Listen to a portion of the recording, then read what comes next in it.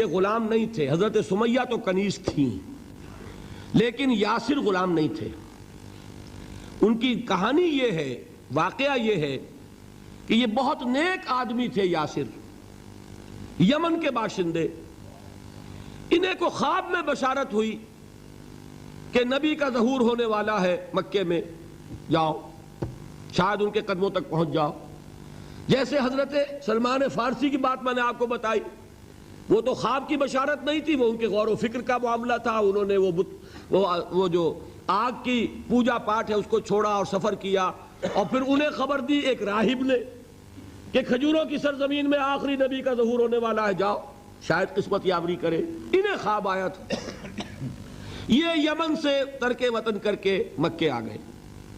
ابو جہل کا ایک چچا تھا، بہت شریف النفس انسان، اس کے ساتھ معاہدہ کیا حلیف بن کر، اور وہ مکے میں رہنے لگے. اس لیے کہ یہ نوٹ کر لیجئے، مکہ اس وقت ایک قبیلے کا شہر تھا، صرف قریش. یا قرشی رہ سکتا تھا وہاں یا قرشی کا حلیف.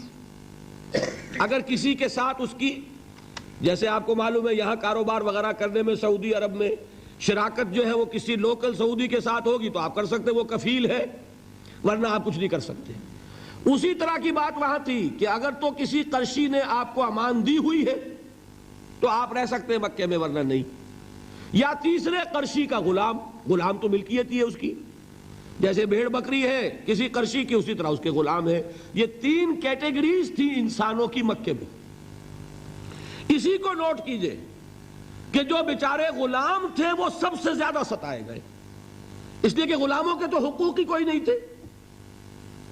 ان کو تو اگر کوئی شخص اپنے غلام کو ذبح کر دیتا تھا تو بھی کوئی پوچھنے والا نہیں. بالکل ایسے ہی ہے نا، آپ کی بکری آپ نے ذبح کی، گوشت کھا لیا، کوئی آپ سے کوئی پوچھ سکتا ہے؟ جب ملکیت ہے، آپ کی بکری آپ کی تھی، آپ نے ذبح کر دی. غلام آپ کی ملکیت تھا، آپ نے ختم کر دیا. کوئی اس میں جرم نہیں، کوئی باس پرس نہیں. یہ تھا حال غلاموں کا. بلال غلام تھے، ابو فقی غلام تھے، زنیرہ ایک کنیز تھی. ان کو جو ماریں پڑی ہیں اس کا آپ کو معلوم ہے. حضرت بلال کے ساتھ جو کچھ امیہ ابن خلف نے کیا، کہ جس طریقے سے کہ ہے